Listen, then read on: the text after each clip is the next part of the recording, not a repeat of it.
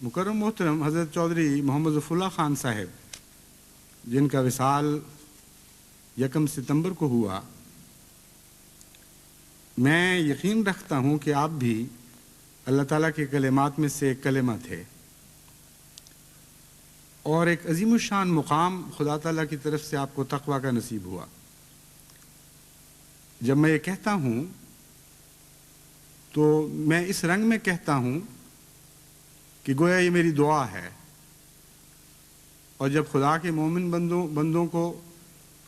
اپنے فوت شدہ احباب اور بزرگوں کا ذکر خیر کرنے کا حکم ہوتا ہے تو وہ بھی فتوے کے رنگ میں نہیں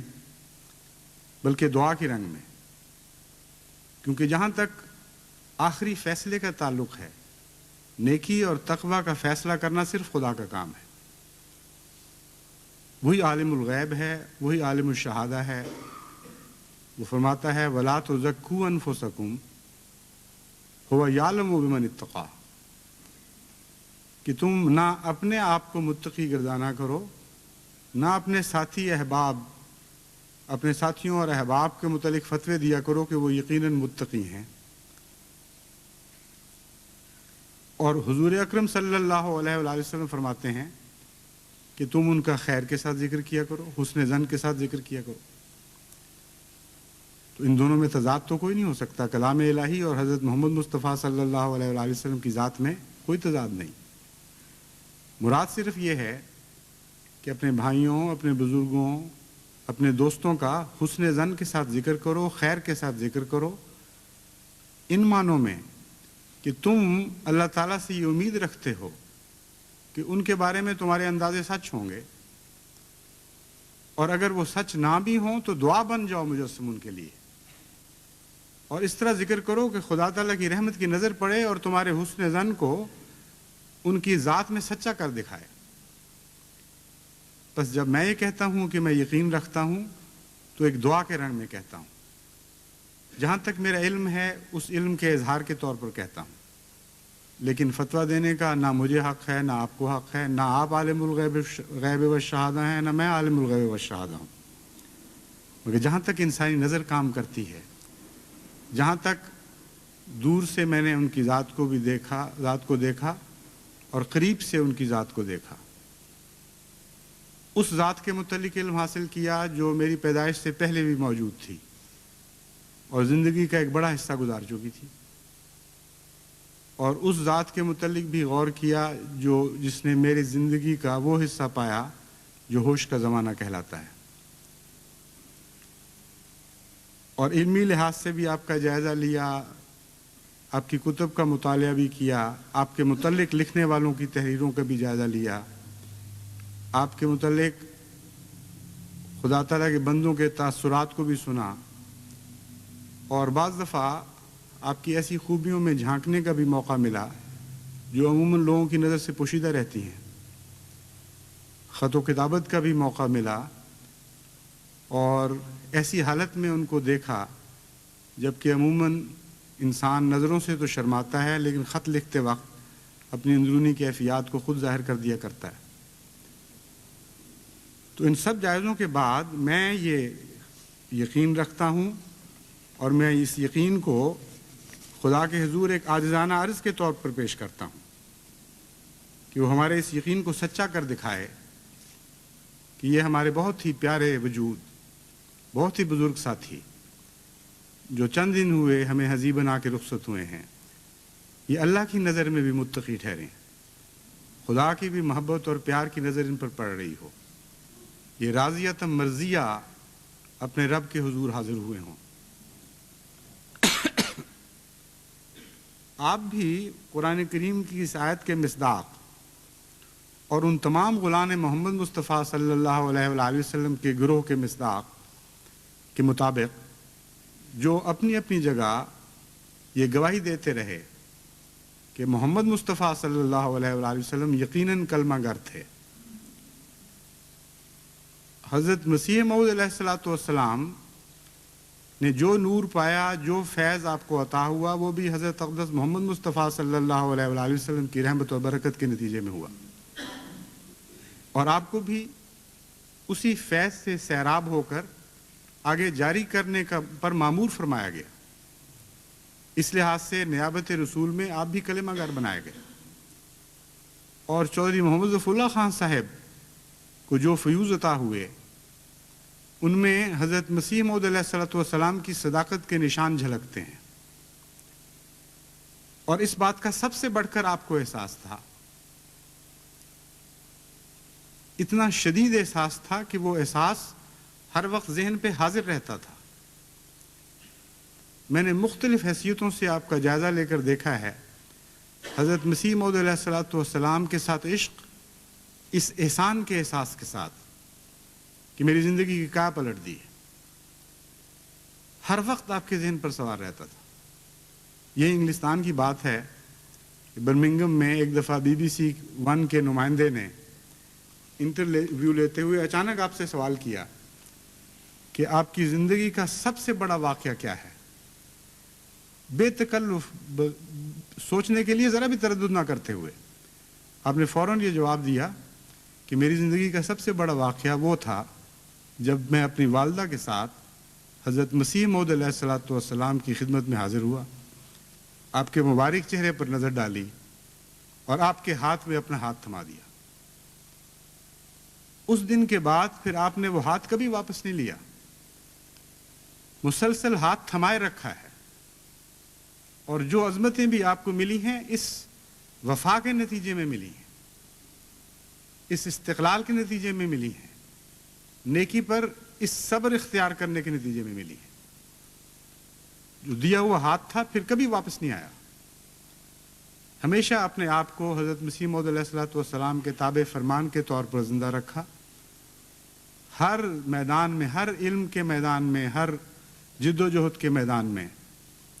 ہر اندرونی تجربے کے میدان میں آپ پر یہ احساس غالب رہا کہ میں نے ایک اللہ کے مامور کے ہاتھ میں اپنا ہاتھ دیا ہے، اور جہاں تک میرا بس ہے، جہاں تک میرے اندر خدا کی طرف سے یہ توفیق عطا ہوتی ہے، میں اس کے تقاضے پورا کرتا رہوں گا، اور خدا کے فضل اور رحم کے ساتھ نہایت ہی عمدگی کے ساتھ، نہایت ہی اہلیت کے ساتھ ان تقاضوں کو پورا کیا، اور آپ کے حق میں حضرت مسیح موعود علیہ الصلوۃ والسلام کی وہ پیش گوئی پوری ہوئی جو بار بار اللہ تعالیٰ نے آپ کو عطا فرمائی، اور اس بار بار عطا ہونے میں بھی ایک کثرت کا نشان تھا جو آپ کو دیا گیا۔ فرماتے ہیں خدا تعالیٰ نے مجھے بار بار خبر دی ہے کہ وہ مجھے بہت عظمت دے گا اور میری محبت دلوں میں بٹھائے گا اور میرے سلسلے کو تمام دنیا میں پھیلائے گا اور سب فرقوں پر میرے فرقے کو غالب کرے گا، اور میرے فرقے کے لوگ اس قدر علم اور معرفت میں کمال حاصل کریں گے کہ اپنے سچائی کے نور اور اپنے دلائل اور نشانوں کی روح سے سب کا منہ بند کر دیں گے، اور ہر ایک قوم اس چشمے سے پانی پیے گی، اور یہ سلسلہ زور سے بڑھے گا اور پھولے گا یہاں تک کہ زمین پر محیط ہو جاوے گا۔ بہت سی روکیں پیدا ہوں گی اور ابتلا آئیں گے، مگر خدا سب کو درمیان سے اٹھا دے گا اور اپنے وعدہ کو پورا کرے گا۔ اور خدا نے مجھے مخاطب کر کے فرمایا کہ میں تجھے برکت پر برکت دوں گا، یہاں تک کہ بادشاہ تیرے کپڑوں سے برکت ڈھونڈیں گے۔ یہ پیشگوئی مختلف رنگ میں مختلف وجودوں کی شکل میں پوری ہوتی رہی ہے، مگر چودھری ظفر اللہ خان صاحب مرحوم رضی اللہ تعالیٰ عنہ کو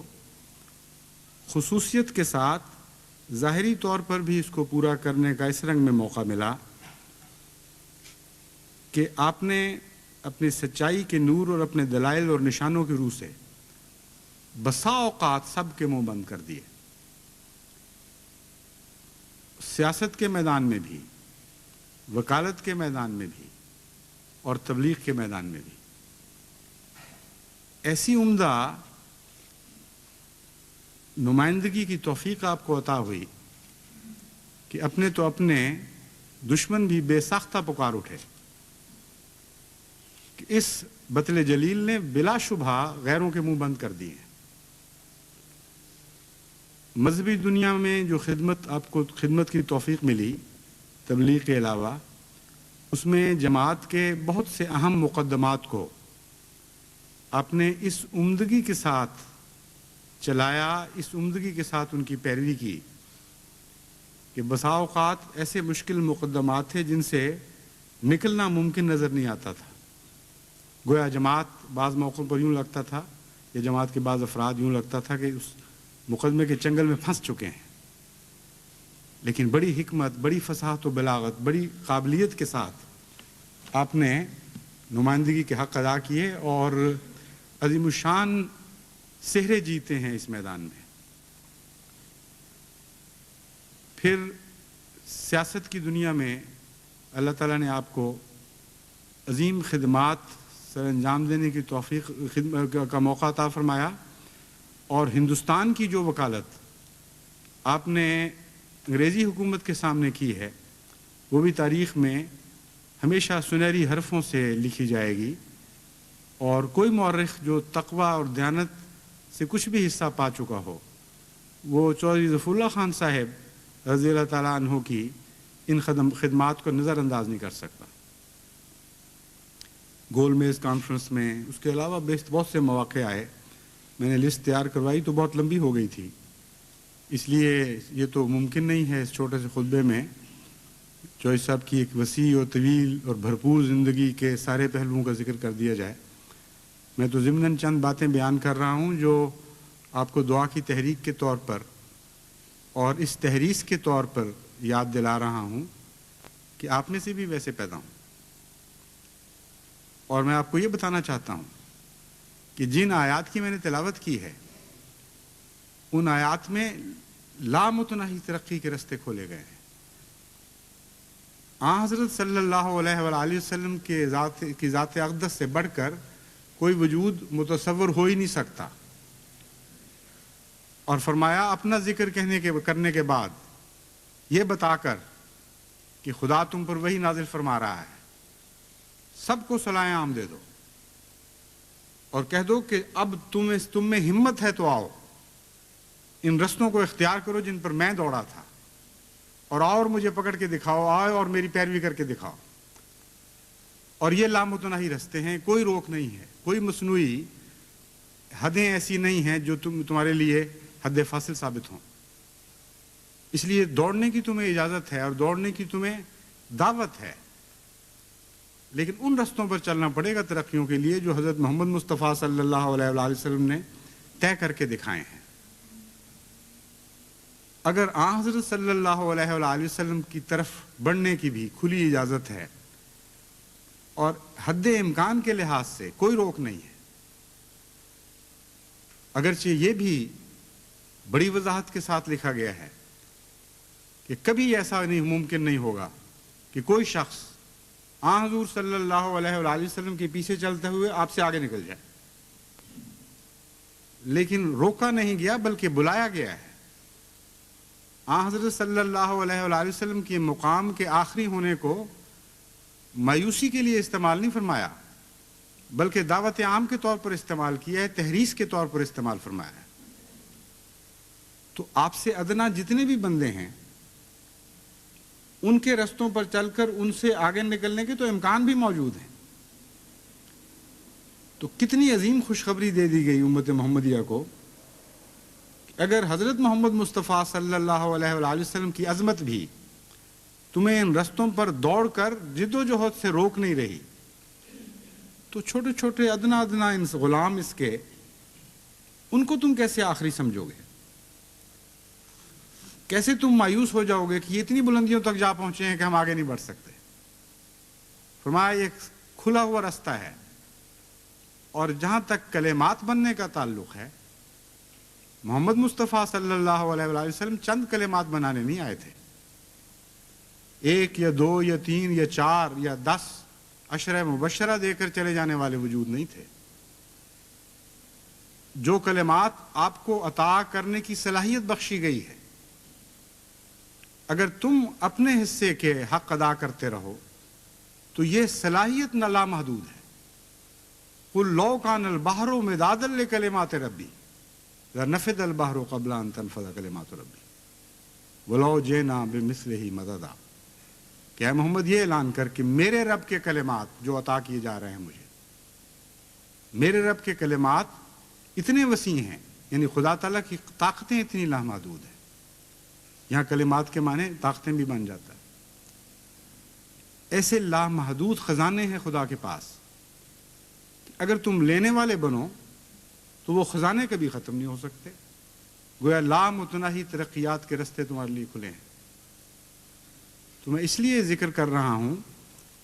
کہ جہاں ایک طرف آپ کے دل میں دعا کی تحریک پیدا ہو، وہاں حضرت مسیح موعود علیہ الصلوۃ والسلام کی اس پیشگوئی پر نظر کرتے ہوئے جو میں نے بیان پڑھ کے سنائی ہے، اور اس منبع فیض کی طرف نگاہ دوڑاتے ہوئے جنہیں خدا تعالیٰ نے محمد کا نام آسمان سے عطا فرمایا تھا صلی اللہ علیہ وآلہ وسلم، اور اس مبدأ فیض کی طرف نگاہ کرتے ہوئے جسے قرآن کریم کہا جاتا ہے اور جس کے کلمات بھی نہ ختم ہونے والے ہیں، آپ مایوسی کا کوئی خیال دل میں نہ آنے دیں. یہ وہم دل سے نکال دیں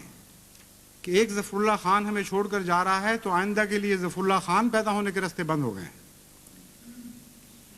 بکثرت اور بار بار حضرت مسیح موعود علیہ الصلوۃ والسلام کو ایسے عظیم الشان غلاموں کی خوشخبریاں دی گئی ہیں جو آتے چلے جائیں گے ہمیشہ، اور ایک گزرے گا تو دوسرا اس کی جگہ لینے کے لیے آگے بڑھے گا. آپ اپنی ہمتوں کو بلند کریں، ان تقوی کی راہوں کو اختیار کریں جو حضرت چودھری صاحب اختیار کرتے رہے، ان وفا کی خصلتوں سے مزین ہوں جن سے وہ خوب مزین تھے. وہ صبر اور وہ ہمت پیدا کریں جو آپ کی ذات کا خاصہ تھے، اور اللہ تعالیٰ کی محبت اور پیار میں اسی طرح رنگین ہو جائیں، بلکہ اس سے بڑھ کر رنگین ہونے کی کوشش کریں جس طرح چودھری صاحب کو اللہ تعالیٰ نے اپنی محبت کے خاص رنگ عطا فرمائے تھے. تو جماعت کے لیے تو ترقی کے کوئی راستے بند نہیں ہو سکتے. کسی ایک وصال کے بعد کوئی نہیں جو یہ کہہ سکے کہ اب آئندہ ایسا پیدا نہیں ہوگا. وہ ایک ہی تھا جس جیسا پیدا نہیں ہوا، نہ ہو سکتا ہے، نہ ہوگا، اور وہ ہمارے آقا و مولا حضرت محمد مصطفیٰ صلی اللہ علیہ وآلہ وسلم تھے. لیکن ایک ہونے کے باوجود لامتناہی کلمات پیدا کرنے کی صفات آپ کو بخشی گئی تھی. بس ان کلمات میں سے آپ بھی تو بننے کی کوشش کریں. چوئی صاحب کے ذات کے جو مختلف پہلو میں بیان کرنے چاہتا تھا وہ اتنے زیادہ وسیع نکلے کہ پھر مجھے ان میں سے بھی انتخاب کرنا پڑا چند کا، اور جو چند کا انتخاب کیا ہے وہ بھی پوری طرح غالباً اس چھوٹی سی مجلس میں بیان ہو نہیں سکتے. آپ کے اندر خدا تعالیٰ نے ایک ایسی عظمت، آپ کو ایسی خدا تعالیٰ نے عظمت عطا فرمائی تھی کہ جتنے بھی منصب آپ کو ملتے تھے وہ منصب ہمیشہ آپ سے چھوٹے نظر آتے تھے، اور وہ منصب آپ کو چھوٹا نہیں دکھا سکے کبھی. آپ کی ذات میں حوصلہ تھا، وسعت تھی، اور کسی منصب پر بیٹھ کر یہ نہیں لگتا تھا کہ منصب نے آپ کو اونچا کر دیا، بلکہ حقیقت میں آپ ہمیشہ ان مناصب کو اونچا کرتے رہے، ان کے معیار کو بڑھاتے رہے، یہاں تک کہ وہ منصب جب آپ نے چھوڑے تو پہلے سے زیادہ بلند مقام پر دکھائی دیا کرتے تھے. اور یہ خصوصیت عجز کے نتیجے میں انسان کو عطا ہوا کرتی ہے. اگر گہری نظر سے آپ غور کریں تو عجز اور حوصلے کی وسعت ایک ہی چیز کے دو نام ہیں. ایک جاہل اور کم فہم سرسری نگاہ رکھنے والا یہ سمجھتا ہے کہ سر اونچا کرنے کے نتیجے میں بلندیاں بھی عطا ہوتی ہیں اور وسعتیں بھی عطا ہوتی ہیں. لیکن فطرت انسانی سے واقفیت رکھنے والا، جس نے قرآن کریم سے فطرت انسانی کے راز سیکھے ہوں، وہ اس حقیقت کو خوب جانتا ہے کہ عجز ہی میں بلندی ہے اور عجز ہی میں وسعتیں ہیں. اور یہ دونوں مضامین روزانہ 5 وقت کی نماز کی ہر رکعت ہمیں بتاتی ہے. پہلے عجز کا اظہار ہم رکوع کی صورت میں کرتے ہیں، اور وہاں سبحان رب العظیم پڑھتے ہیں، یعنی وسعتوں کی طرف خدا تعالیٰ ہمارے ذہن کو منتقل فرما دیتا ہے کہ تم جھکے ہو تو تمہیں وسعتیں نصیب ہوں گی، کیونکہ رب عظیم کے سامنے تم جھکے ہو۔ اور دوسری حرکت جو ہم انکسار کی طرف کرتے ہیں، جو منتہا ہے ان حرکتوں کا، وہ سجدے کی حرکت ہے، اور وہاں خدا تعالیٰ ہمیں سکھاتا ہے سبحان رب العالی، سبحان رب العالی، کہ تم جھکے ہو تو بلندیوں کی طرف جھکے ہو، کیونکہ رب اعلیٰ کی طرف جھکے ہو۔ چودھری ظفر اللہ خان صاحب رضی اللہ تعالیٰ عنہ عملاً ان دونوں باتوں سے، ان دونوں رازوں سے خوب واقف تھے، چنانچہ ان کی عظمتیں اور ان کی رفتیں دونوں ان کو عجز کے نتیجے میں نصیب ہوئیں، اور بے پناہ ان کے اندر خدمت دین کا جذبہ تھا، اور کوئی دنیا کا منصب اس سے ان کو روک نہیں سکتا تھا، اور دنیا کے منصب کے نتیجے میں وہ اپنے آپ کو کبھی ایسا بلند سمجھتے ہی نہیں تھے، کیونکہ ہمیشہ منصب دنیاوی ان کو چھوٹا نظر آیا کرتا تھا کہ اس کے مقابل پر دین کی خدمت نسبتاً ادنا نظر آئے۔ یعنی وہ عجز جو عارف باللہ کا عجز ہوتا ہے، وہ عجز ہے جس کی بات میں کر رہا ہوں۔ چنانچہ دین کی خدمت میں آپ اپنی بلندی دیکھتے تھے، دین کی خدمت میں ہی آپ کی ساری عظمتیں تھیں۔ چنانچہ ایک عجیب واقعہ ہے ہندوستان کی تاریخ کا کہ 1941 میں آپ کو جب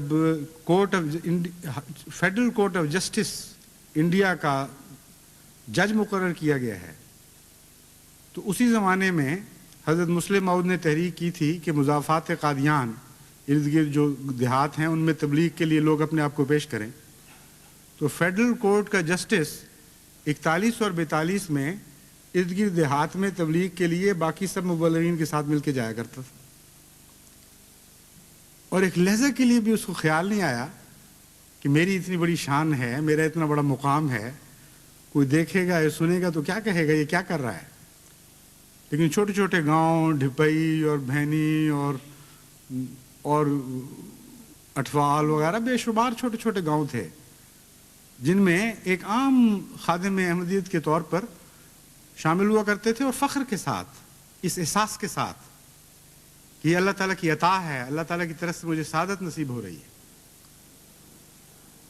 اور یہ تمنا محض ایسی خدمات کے لیے نہیں تھی جو عام حالات میں سہولت کے ساتھ ادا ہو سکتی ہیں، بلکہ نہایت خطرناک خدمات کے لیے بھی اسی قسم کی تمنا آپ کے دل میں تڑپا کرتی تھی۔ جب کابل میں 1924 میں حضرت نعمت اللہ خان صاحب کو شہید کیا گیا، تو حضرت مسلم موعود نے نام طلب کیے ان لوگوں کے جو تمام خطرات کو اچھی طرح بھانپتے ہوئے پھر وہ اس بات کا عہد کریں کہ وہ کابل میں جائیں گے اور ایک شہید کی بجائے وہ خدمات سر انجام دیں گے جو وہ شہید شہادت کی بنا پر مزید نہیں سر انجام دے سکا، اور اس سلسلے کو وہ ٹوٹنے نہیں دیں گے۔ یہ تھی اس کی روح۔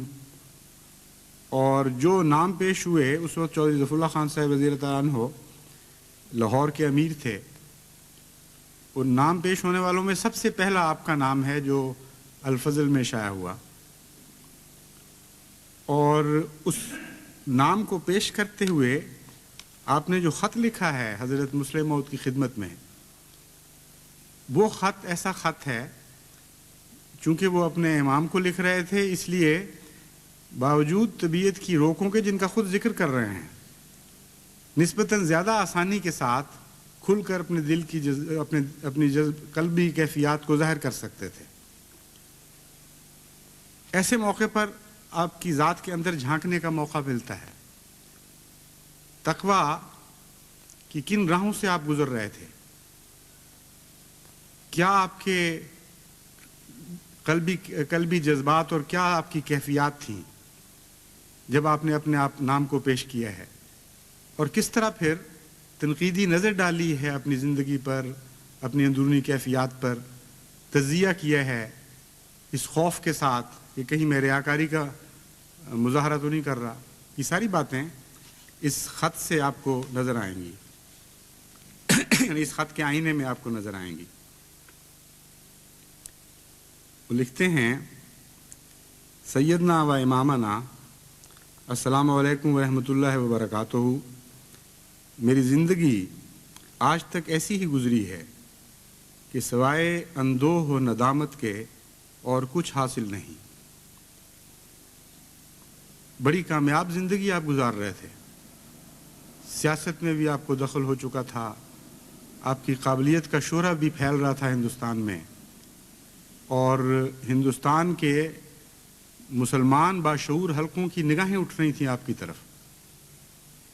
اس ساری زندگی میں سے گزرتے ہوئے جو ماحصل تھا آپ کے اپنے ذاتی تجزیے کا، اپنے آپ کو کس مقام پر دیکھ رہے تھے، اس کا اظہار ہوتا ہے۔ سوائے اندوہ و ندامت کے اور کچھ حاصل نہیں۔ میں اکثر غور کرتا ہوں کہ یہ بھی کوئی زندگی ہے کہ سوائے روزی کمانے کے کسی اور کام کی فرصت نہ ملے۔ حالانکہ امارت لاہور کے بھی بھرپور فرائض سر انجام دے رہے تھے اس وقت، اور دنیا کے دھندوں میں پھنسا ہوا انسان طرح طرح کے گناہوں میں مبتلا رہے۔ آج جو ایک خوش قسمت کے محبوب حقیقی کے ساتھ وصال کی خبر آئی تو جہاں دل میں ایک شدید درد پیدا ہوا، وہاں یہ بھی تحریک ہوئی کہ تمہارے لیے یہ موقع ہے کہ اپنی ناکارہ زندگی کو کسی کام میں لاؤ اور اپنے تئیں افغانستان کی سرزمین میں حق کی خدمت کے لیے پیش کرو۔ پھر میں اچانک رکا کہ کیا یہ محض میرے نفس کی خواہش نمائش تو نہیں، کہ اس یقین پر کہ مجھے نہیں بھیجا جائے گا اپنے تئیں پیش کرتا ہوں۔ اور میں نے اپنے ذہن میں ان مصائب اور مشکلات کا اندازہ کیا جو اس رستے میں پیش آئیں گی، اور اپنے تئیں سمجھایا کہ فوری شہادت ایک ایسی سعادت ہے جو ہر ایک کو نصیب نہیں ہوتی، اور کیا تم محض اس لیے اپنے تئیں پیش کرتے ہو کہ جاتے ہی شہادت کا درجہ حاصل کرو اور دنیا کے افکار سے نجات حاصل کر لو، یا تمہارے اندر یہ ہمت ہے کہ ایک لمبا عرصہ زندہ رہ کر ہر روز اللہ تعالیٰ کے رستے میں جان دو اور متواتر شہادت سے منہ نہ موڑو۔ حضور انور، میں کمزور ہوں، سست ہوں، آرام طلب ہوں، لیکن غور کے بعد میرے نفس نے یہی جواب دیا ہے کہ میں نمائش کے لیے نہیں، فوری شہادت کے لیے نہیں، دنیا کے افکار سے نجات کے لیے نہیں، بلکہ گناہوں کے لیے توبہ کا موقع میسر کرنے کے لیے، گناہوں کے لیے توبہ کا موقع میسر کرنے کے لیے، اپنی عاقبت کے لیے ذخیرہ جمع کرنے کے لیے، اللہ تعالیٰ کی رضا کے حصول کے لیے اپنے تئیں اس خدمت میں پیش کرتا ہوں۔ اگر مجھ جیسے نابکار گنہگار سے اللہ تعالیٰ یہ خدمت لے اور مجھے یہ توفیق عطا فرمائے کہ میں اپنی زندگی کے بقیہ ایام اس کی رضا کے حصول میں صرف کر دوں، تو اس سے بڑھ کر میں کسی نعمت اور کسی خوشی کا طلبگار نہیں۔ حضور، میں مضمون نویس نہیں، اور حضور کی بارگاہ میں تو نہ زبان چلتی یاری دیتی ہے نہ قلم۔ جیسے کسی نے کہا ہے، بے زبانی ترجمانے شوق بے حد ہو تو ہو، ورنہ پیش آتی ہیں، ورنہ پیش یار کام آتی ہیں تقریریں کہیں۔ بے زبانی ترجمان شوق بے حد ہو تو ہو، ورنہ پیش یار کام آتی ہیں تقریریں کہیں۔ یہ حضرت موہانی کا شعر ہے جو آپ نے کوٹ کیا۔ اس لیے اسی پر بس کرتا ہوں کہ جس وقت حضور حکم فرمائیں افغانستان کے لیے روانہ ہونے کو تیار ہوں، اور فقط حضور کی دعاؤں اور اللہ کی رضا کا طلبگار ہوں۔ والسلام، حضور کا ادنا ترین غلام، خاکسار ظفر اللہ خان۔ 8 نومبر 1924۔ یہ آپ کا انکسار تھا، یہ آپ کا جذبہ خدمت تھا، اور اللہ کی ذات کے ساتھ محبت تھی دراصل، اور خدا تعالیٰ کی ناراضگی کا خوف یہ جو آپ کے سر پہ سوار رہا کرتا تھا، اور خدا تعالیٰ کے پیار کے حصول کی خواہش، یہ دو تھے وہ جذبات جو چودھری ظفر اللہ خان صاحب کو ساری عمر ایک منزل سے دوسری منزل کی طرف رواں دواں رکھتے رہے۔ یہ وہ قوت تھی جس سے آپ نے تمام عمر حرکت حاصل کی ہے۔ توانائی کا سرچشمہ اللہ تعالیٰ کی محبت تھی، اور یہ سرچشمہ جس کو نصیب ہو جائے اس کے لیے اللہ تعالیٰ کی طرف سے لامتناہی نعمتوں کے دروازے کھل جاتے ہیں، اور ہر قدم پر خدا تعالیٰ کی طرف سے رہنمائی نصیب ہوتی ہے۔ اللہ کا خوف ان معنوں میں کہ خدا کی محبت سے محروم ہونے کا خطرہ، اور اللہ تعالیٰ کی محبت کی حرص ان معنوں میں کہ کچھ ایسے کام کرنے کی توفیق ملے کہ اللہ تعالیٰ محبت اور پیار سے ہمیں دیکھنے لگے۔ یہ دو بنیادی قوتیں ہیں جن سے مومن کو ہر ترقی نصیب ہوتی ہے۔ اس کی دعائیں بھی اسی زور کے ساتھ اوپر اونچی ہوا کرتی ہیں، بلند ہوا کرتی ہیں، اس کی کاموں کو رفتیں ملتی ہیں، اس کی کوششوں کو پھل نصیب ہوتے ہیں، خطرات سے وہ بچایا جاتا ہے، اور غیر معمولی تائید الہی کے نشان اس کو عطا کیے جاتے ہیں۔ اور خدا کی راہ میں قربانی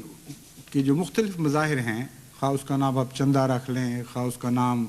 وقت کی خدمت، جان کی قربانی، عزت کی قربانی، یہی دو جذبے ہیں حقیقت میں جن کا نام تقویٰ ہے، اور اسی تقویٰ سے یہ ساری نیکیاں پیدا ہوتی ہیں۔ تبھی حضرت مسیح موعود علیہ الصلوۃ والسلام کو خدا تعالیٰ نے الہاماً بتایا اگر یہ جڑ رہی سب کچھ رہا ہے۔ آپ نے ایک شعر کہنے کے لیے ایک مصرع کہا کہ ہر ایک نیکی کی جڑ یہ اتقاء ہے۔ ایسا پیارا معرفت کا نقطہ تھا۔ ابھی آپ دوسرا مصرع کہہ نہیں پائے تھے کہ اللہ تعالیٰ کی طرف سے دوسرا مصرع الہام ہوا، اگر یہ جڑ رہی سب کچھ رہا ہے۔ تو جہاں تک میں نے جائزہ لیا ہے، چودھری ظفر اللہ خان صاحب رضی اللہ تعالیٰ عنہ تقویٰ کی جڑ سے اس طرح چمٹے رہے ہیں ساری عمر کہ اصلها ثابت ان کا مضمون دکھائی دیتا تھا۔ جڑوں کے لحاظ سے مضبوط تھے، ثابت قدم تھے، وفادار تھے، جو بات کہی اس پر قائم رہے، طبیعت میں کوئی دوگلا پن نہیں تھا، زبان سے کچھ اور عمل سے کچھ اور، اس قسم کا تضاد آپ کی ذات میں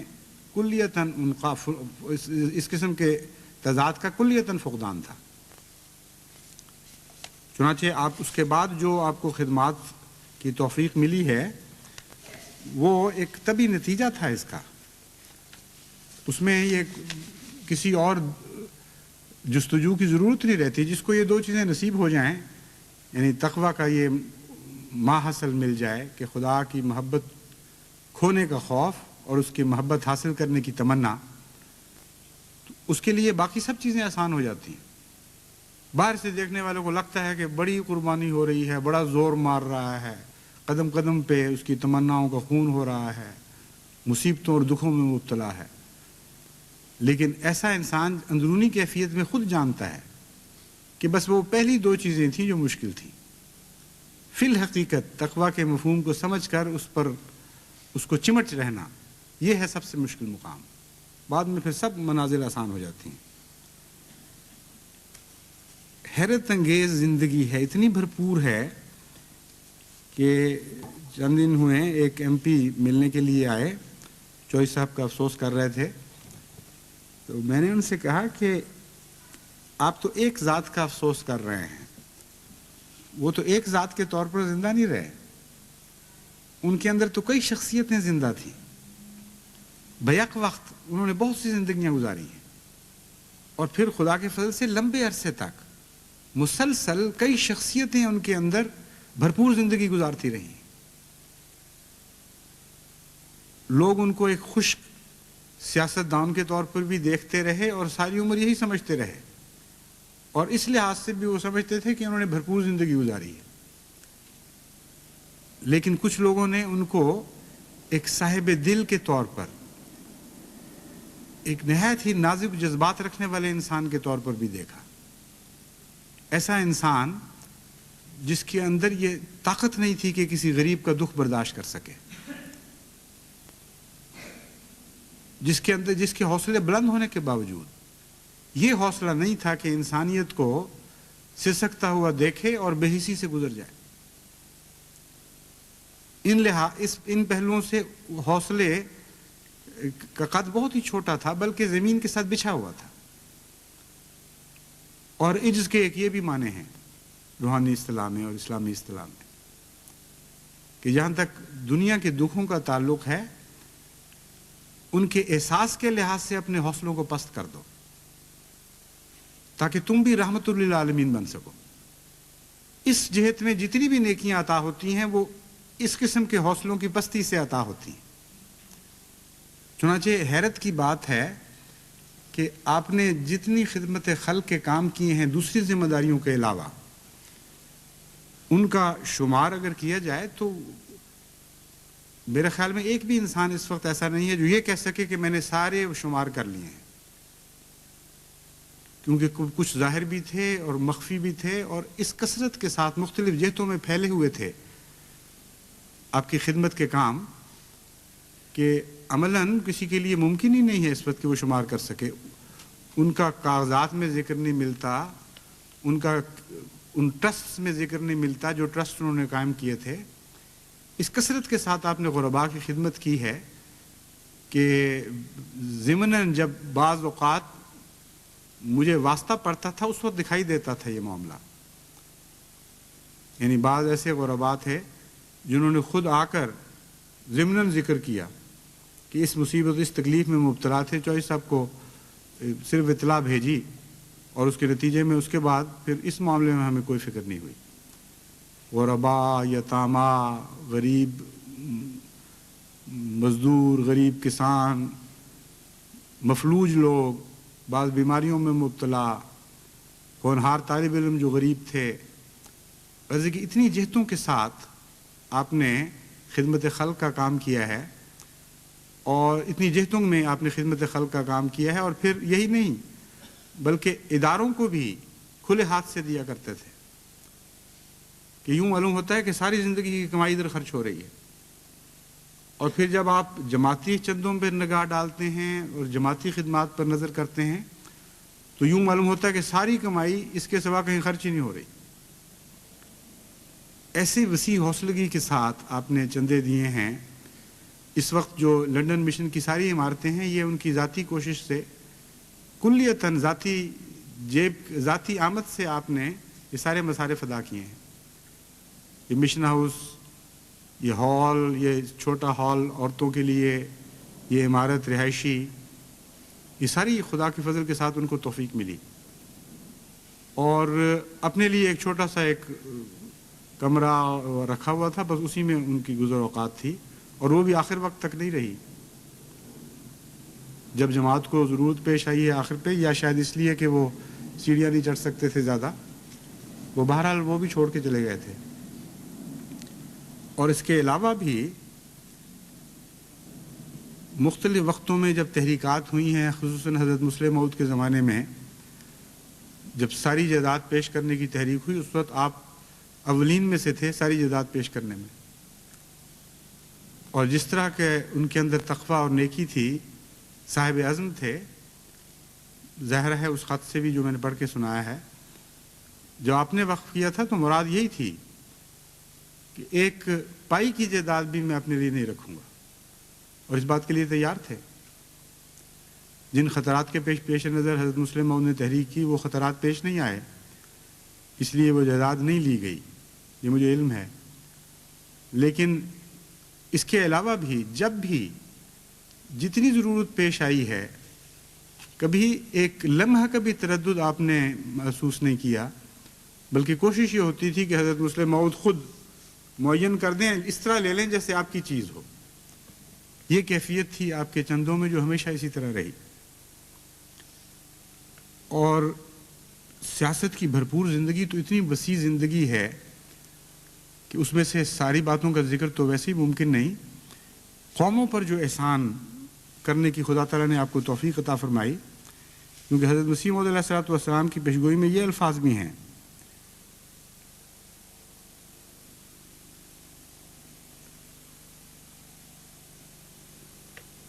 کہ کثرت سے دوسرے بھی برکت حاصل کریں گے،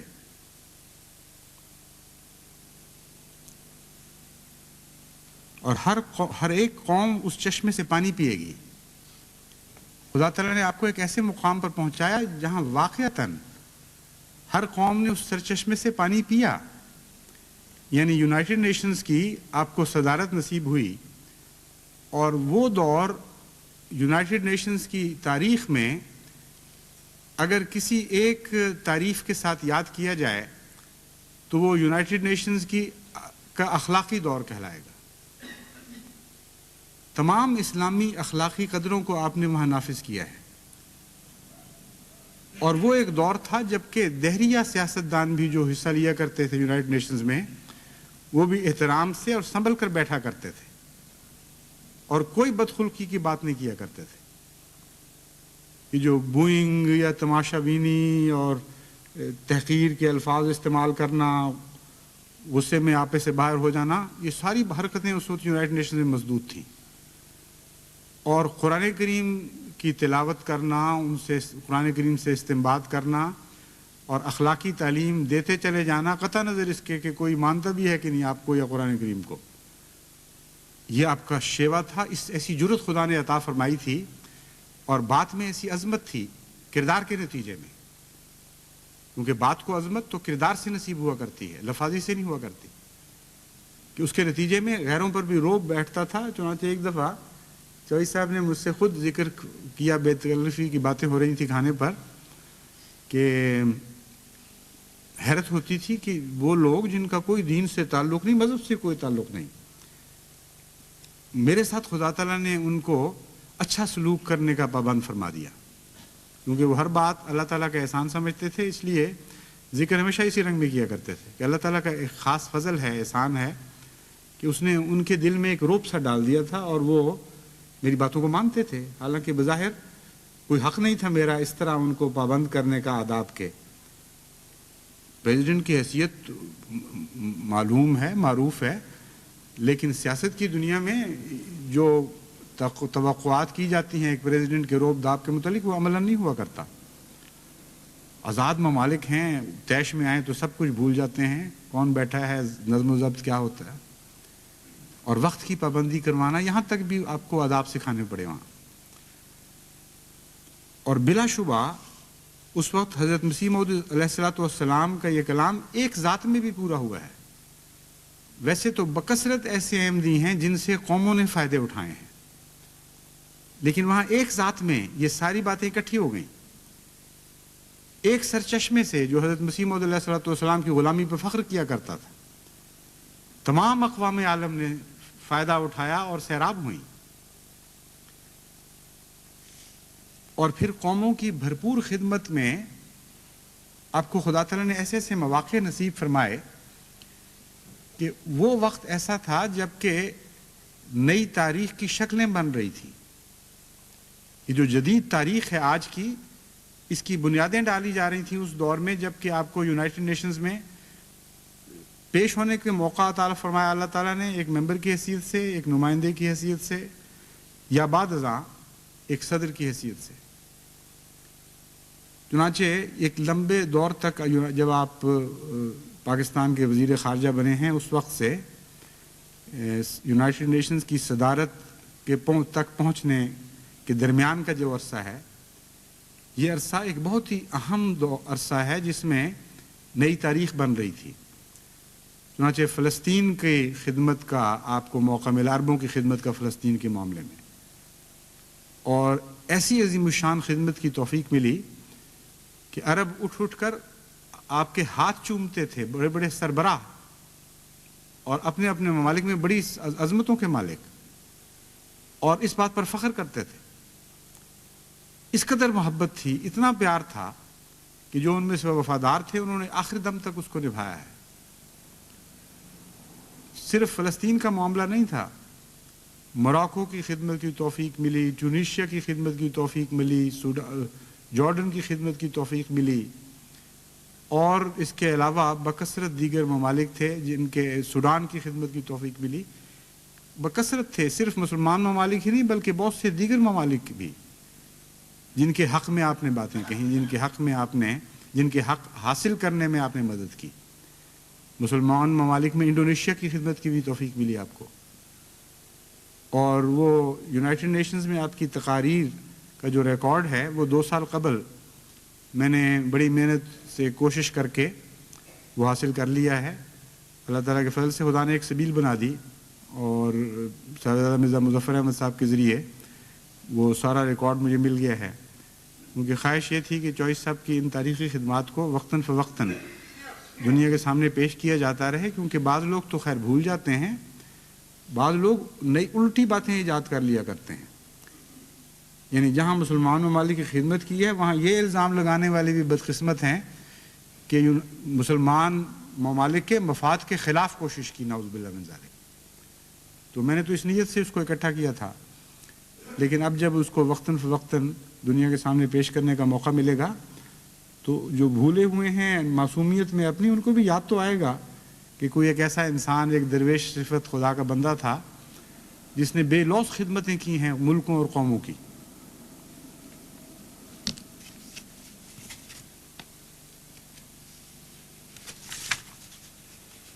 بہرحال یہ تو بہت ہی ایک لمبی فہرست ہے اور لمبا ذکر ہے۔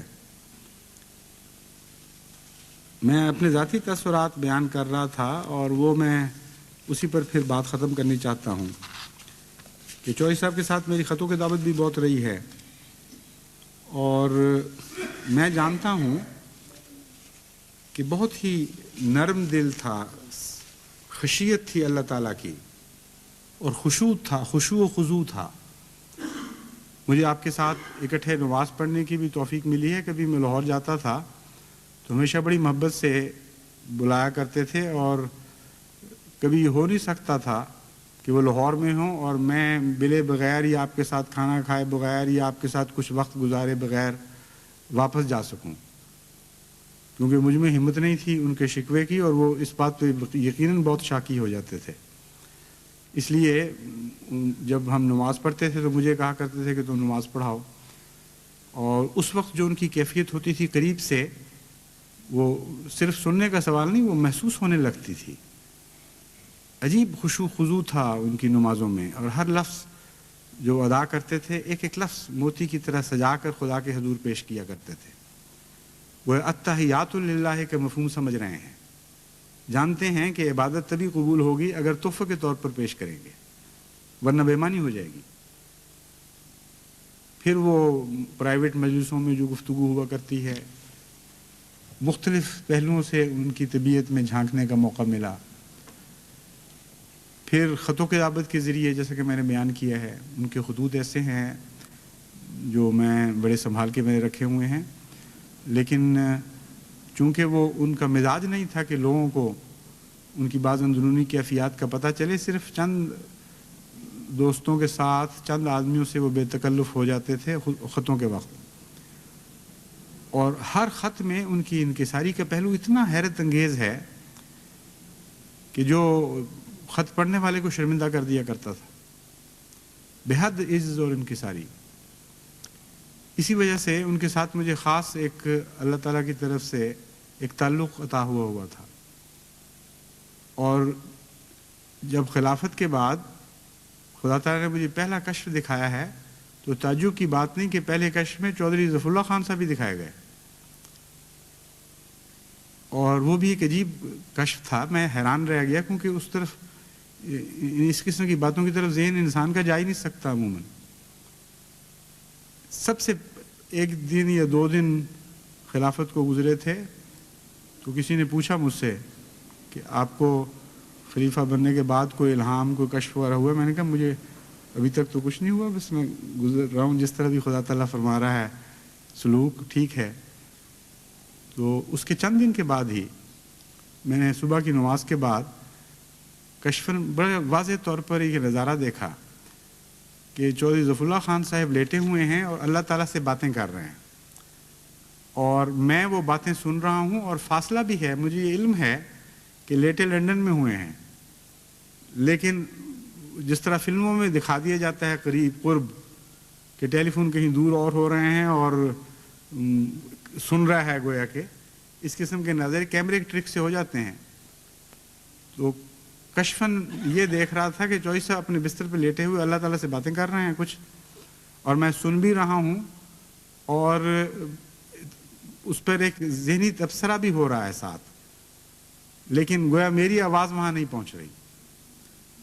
تو چودھری صاحب یہ کہہ رہے، اللہ تعالیٰ نے چودھری صاحب سے یہ پوچھا کہ آپ کا کتنا کام باقی رہ گیا ہے؟ تو چودھری صاحب نے عرض کیا کہ کام تو 4 سال کا ہے، لیکن اگر آپ 1 سال بھی عطا فرما دیں تو کافی ہے. یہ سن کر مجھے بہت سخت دھکا سا لگا، اور میں یہ کہنا چاہتا تھا چودھری صاحب کو کہ آپ 4 سال مانگیں خدا تعالیٰ سے، یہ کیا کہہ رہے ہیں کہ 1 سال بھی عطا ہو جائے تو کافی ہے؟ مانگ رہے ہیں خدا سے اور کام 4 سال کا بیان کر رہے ہیں، اور پھر کہتے ہیں کہ 1 سال ہی کافی ہے. تو مجھے اس سے بے چینی پیدا ہوئی، لیکن جیسا کہ میں نے بیان کیا اس نظارے میں میں اپنی بات پہنچا نہیں سکتا تھا، صرف سن رہا تھا کہ یہ گفتگو ہو رہی ہے. وہ میں نے پھر دوسرے دن ہی چودھری حمید رسول اللہ صاحب اور ان کی بیگم کو لکھ کے بھیج دیا، اور مجھے اس سے تشویش پیدا ہوئی کہ ہو سکتا ہے خدا تعالیٰ لمبی زندگی نسبتاً دے دے، لیکن کام کا صرف 1 سال ہی ملے. چنانچہ ایسا ہی ہوا ہے. 1983 میں آپ پر شدید بیماری کا حملہ ہوا، اور اس وقت تک جو وہ کام کر سکے ہیں عملاً اس کے بعد پھر رفتہ رفتہ پھر عمل بالکل کام سے الگ ہونا پڑا ان کو، یعنی بھرپور کام. صرف 1 سال توفیق ملی ہے، پھر آپ کو پاکستان جانا پڑا بیماری کی وجہ سے، اور اس کے بعد پھر طبیعت گرتی چلی گئی ہے، کمزور ہوتی چلی گئی ہے، پھر صرف مطالعے پر آ گئے تھے آخر پہ. اور 4 سال تو اس وقت کے بعد نہیں ملے، لیکن یہ بھی اللہ تعالیٰ کی عجیب شان ہے کہ جو شدید بیماری کا حملہ ہوا ہے جس پہ ڈاکٹروں نے کہا کہ بچنے کی کوئی آثار نہیں ہے، یہ دوبارہ ہوا ہے اس کشف کے 2 سال کے بعد. یعنی 82 میں جب میں کراچی تھا تو فروری کراچی میں یہ مجھے اطلاع ملی کہ ابھی لاہور سے فون آیا ہے کہ اب تو کوئی بچنے کی صورت بظاہر نہیں رہی. اس وقت مجھے یقین دل میں اللہ تعالیٰ نے ڈالا، دعا بھی میں نے کی، لیکن پھر رات رویا میں خدا تعالیٰ نے دکھایا کہ ایک خط آیا ہے خدا تعالیٰ کی طرف سے جو چودھری صاحب کی اس بیماری کے متعلق میں پڑھ رہا ہوں، اور صرف ایک فقرہ ہے جس پر نظر جمی ہوئی ہے، اور اس فقرے کا مفہوم یہ ہے کہ میں زندہ بھی کرتا ہوں اور بوجھ بھی اتار دیتا ہوں، مہیا بھی کر دیتا ہوں. یعنی یہی کا مضمون تھا دونوں معنوں میں، دوسری ہے کے ساتھ بھی، کہ میں مہیا بھی کرتا ہوں اور زندہ بھی کرتا ہوں. تو مجھے ایک خیال آیا کہ چودھری صاحب کو ایک فکر دامنگیر ہے، خدا تعالیٰ نے ساتھ اس کی بھی خوشخبری دے دی ہے، اور وہ فکر یہ تھی کہ انہوں نے 2 لاکھ جو چندہ لکھوایا تھا 100 سالہ جوبلی کے لیے، اس میں سے 2 لاکھ پاؤنڈ ابھی ان پر قرض تھا، واجب الادا تھا، اور ان کا جو سرمایہ تھا وہ ایک ظالم نے قبضے میں لے لیا، اور بظاہر یہ نظر آتا تھا کہ اب اس کے سے نکلنے کی کوئی صورت نہیں ہوگی. اس کا یہ کہنا تھا کہ نقصان ہو چکا ہے، میں ادا نہیں کر سکتا. بعض لوگوں کو بزنی تھی کہ بہانہ بنایا گیا ہے، چودھری صاحب کی سادگی سے فائدہ اٹھایا گیا ہے، اور کافی بڑی رقم اس کے پاس ضائع ہونے کا خطرہ تھا. اور چودھری صاحب توقع رکھ رہے تھے کہ وہاں سے پیسہ ملے تو میں یہ چندہ ادا کروں. چنانچہ جب میری آخری ملاقات ہوئی ہے اس وقت بھی اس کا بہت طبیعت پہ بوجھ تھا. جب میں کراچی جانے لگا ہوں اس وقت بھی طبیعت پہ بوجھ، پھر بھی مجھ سے ذکر کیا علیحدگی میں کہ اس کے لیے دعا کریں کہ میری طبیعت پہ بہت ہی بڑا بوجھ ہے. تو اس رویا میں اللہ تعالیٰ نے جو مضمون بتایا اس سے مجھے یہ بھی یقین ہو گیا کہ انشاءاللہ ایک تو یہ کہ اس صورت میں تو اللہ تعالیٰ ان کو نہیں مارے گا، اور جب تک وہ بوجھ نہیں اترتا اس وقت تک خدا تعالیٰ ضرور زندہ رکھے گا. चुनाचे खुदा ताला ने गैर मामूली ज़िंदगी अता फरमाई। फिर कई ख़तरात पैदा हुए, कई बहरान आए, और डॉक्टरों की नज़र में तो वो हर दफ़ा यही कह देते रहे कि बस अब बचने की उम्मीद नहीं, मगर अल्लाह ताला अपने फजल से बचाता रहा। फिर मेरा यहाँ आना हुआ, और यहाँ अल्लाह ताला ने तौफीक अता फरमाई कि वो फंसी हुई रकम जिसके मुतल्लिक सब उसको राइट ऑफ कर चुके थे, कहते थे इसके निकलने की कोई उम्मीद नहीं, उस सिलसिले में कुछ कोशिश की तौफीक अता हुई। और हमारे मामूजाद भाई हैं रफ़ीउद्दीन एडवोकेट, उनको भी खुदा ताला ने कराची से यहाँ भिजवा दिया, और बड़े काबिल वकील हैं और इन बातों में बड़े माहिर, गुफ्तो शनीद का फ़न भी जानते हैं। चुनाचे उनकी कंपनी के ज़रिए जब वो गुफ्तो शनीद हुई तो कानूनी तौर पर उन्होंने इस तरह उनको काबू कर लिया कि 2 लाख से कुछ ज़ायद रकम उनसे मिल गई, और यही वो 2 लाख था जो उनको परेशान किए हुए था। चुनाचे चंद महीने पहले की बात है कि उन्होंने मुझे बताया कि अल्हम्दुलिल्लाह ना सिर्फ ये रकम के हमें मिल जाएगी की बात नहीं, वो इमारत जो 2 लाख से ज़ायद की है वो हमारे कब्ज़े में आ गई है अब खुदा के फजल से। तो वो एक, चूँकि उस खुशखबरी में ये दोनों बातें इकट्ठी बयान हुई थी, तो पहला धड़का तो मुझे इस बात का थोड़ा सा खफीफ सा हुआ कि ये काम तो हो गया है अब, लेकिन बहरहाल खुदा फिर भी ज़िंदगी देता रहा। और जब तक चौथे साल में दाखिल नहीं हुए उस वक्त तक खुदा ने नहीं बुलाया। 4 साल मुकम्मल तो नहीं हुए, लेकिन 4 साल में दाखिल होकर तीसरे महीने में थे जबकि अल्लाह ताला ने फिर उनको वापस बुला लिया। तो आपकी ज़िंदगी अपने अंदर कई किस्म के निशान रखती थी। अल्लाह ताला की मोहब्बत के कुछ सलूक थे जो बरह रास्त उन पर हमेशा नाजिल होते रहे। कुछ खुदा ने दूसरों को भी दिखाया, मुझे भी दिखाया कि मैं इस शख्स से प्यार करता हूँ। इसलिए जब मैं यकीन कहता हूँ तो कुछ ये पहलू भी है यकीन का कि हुआ आलम व मन इत्तका, खुदा तो बहरहाल तकवा को जानता है। वो जब ये सलूक फरमाता है कि गैरों को भी उसके तकवा के निशान दिखाने लगे और अपनी मोहब्बत और प्यार के निशान दिखाने लगे, तो फिर ये उम्मीद कि वो और ये हुस्न ज़न कि अल्लाह ताला उससे मोहब्बत और प्यार का सलूक करेगा, एक और मंजिल में दाखिल हो जाते हैं। तो हमें दुआ करनी चाहिए कि चौधरी ज़फ़रुल्लाह खान साहब के ऊपर अल्लाह ताला बेशुमार रहमतें नाज़िल फरमाए, उनकी औलाद पर, उनकी नस्लों पर, उनके अजीज़ों पर, उन सब पर जो आपको प्यारे थे। इस रंग में भी रहमतें नाज़िल फरमाए कि उनकी खूबियाँ इख्तियार करने की तौफीक बख्शे। और जमात अहमदिया को इस विसाल पर सदमा तो है, बड़ा गहरा सदमा है, लेकिन इस सदमे के नतीजे में महमीज़ का सा असर होना चाहिए, मायूसी का असर नहीं होना चाहिए। खुदा ताला की रहमतें बेशुमार हैं, वसी हैं, उसकी अता के दरवाज़े कोई बंद नहीं कर सकता, और जिन राहों में वो खुलते हैं वो लामुतना ही राहें हैं। इसलिए आपको अगर खुदा ज़फ़रुल्लाह खान नहीं बना सकता तो अपनी औलाद को बनाने की कोशिश करें, और औलाद और औलाद को ये बताते चले जाएं कि हज़रत मसीह मौऊद अलैहिस्सलाम से वादा है अल्लाह ताला का कि 1 नहीं 2 नहीं बकसरत ऐसे ग़ुलाम अता फरमाएगा जो आलमी शोहरत हासिल करेंगे, जो इल्म व फ़ज़ल के मज़ामीन में हैरत अंगेज़ तरक्यात हासिल करेंगे, जो बड़े बड़े आलमों और फ़लसफ़ियों के मुँह बंद कर देंगे, और कौमें उनसे बरकत पाएंगी। 1 कौम या 2 कौम भी नहीं, कुल आलम की कौमें उनसे बरकत पाएंगी। तो खुदा करे कि बकसरत और बार बार हम हज़रत मसीह मौऊद अलैहिस्सलाम की इस पेशगोई को पूरा होते देखें, दूसरों ही में नहीं अपनों में भी, गैरों के घरों में नहीं अपने घरों में भी हम अल्लाह ताला के फजल के साथ इस अजीम पेशगोई को पूरा होते देखें।